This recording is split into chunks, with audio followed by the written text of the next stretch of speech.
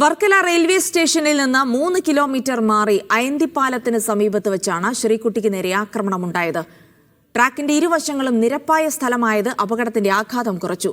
യാത്രക്കാരും സമീപവാസികളും പോലീസും ചേർന്ന് വേഗത്തിൽ യുവതിയെ വർക്കല മിഷൻ ആശുപത്രിയിൽ എത്തിച്ചു. അപകടം നടന്ന സ്ഥലത്തുനിന്ന് ലിജോ റോളൻസ് തയ്യാറാക്കിയ റിപ്പോർട്ട്.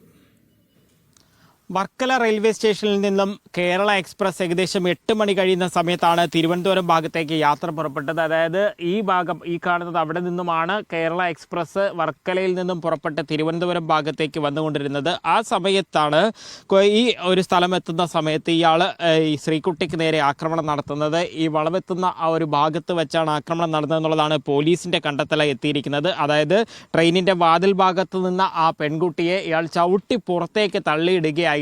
ഇതിന്റെ ഇരുവശങ്ങളും കാട് കയറി കിടക്കുകയാണ്. മാത്രമല്ല ഇതൊരു നിരപ്പായ ഒരു സ്ഥലമായതും കൂടെ കൊണ്ടാണ് വലിയ ഒരു അപകടത്തിൽ നിന്ന് ഒഴിവാകുകയും ശ്രീകുട്ടിക്ക് ജീവൻ തിരികെ ലഭിക്കുകയും ചെയ്തിരിക്കുന്നത്. സംഭവം നടന്ന ഉടൻ തന്നെ വർക്കല മിഷൻ ആശുപത്രിയിലേക്കാണ് വളരെ വേഗത്തിൽ തന്നെ ആ പെൺകുട്ടിയെ മാറ്റിയത്. അതിനുശേഷമാണ് വിദഗ്ധ ചികിത്സയ്ക്ക് വേണ്ടി തിരുവനന്തപുരം മെഡിക്കൽ കോളേജ് ആശുപത്രിയിലേക്ക് മാറ്റിയത്.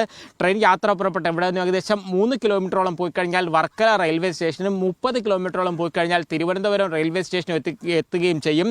കൃത്യമായി പറഞ്ഞു കഴിഞ്ഞാൽ വർക്കലയ്ക്കും കടയ്ക്കാവൂരിനും ഇടയ്ക്കുള്ള അയന്തി മേൽപ്പാലത്തിന് താഴെ വെച്ചിട്ടുള്ള ഒരു സ്ഥലത്ത് വെച്ചാണ് ഈ അപകടം നടന്നിരിക്കുന്നത്. എന്തായാലും ജീവൻ രക്ഷപ്പെടാതെ പെൺകുട്ടി രക്ഷപ്പെട്ടതിൻ്റെ ഒരു ആശ്വാസമുണ്ട്. ഒപ്പം തന്നെ ട്രെയിനുകളുടെ സുരക്ഷ വർദ്ധിപ്പിക്കണമെന്നൊരു ആവശ്യം ഉയർന്നു വരുന്നുണ്ട്. ഈ ഒരു പ്രദേശമായതുകൊണ്ടും ജനവാസ മേഖല ആയതുകൊണ്ടുമാണ് വലിയ ഒരു അപകടത്തിൽ നിന്നും പെൺകുട്ടിക്ക് ജീവൻ തിരികെ ലഭിച്ചത്. അതിൻ്റെ ആശ്വാസം തന്നെയാണ് ഇവരും പങ്കുവെക്കുകയും ചെയ്യുന്നത്.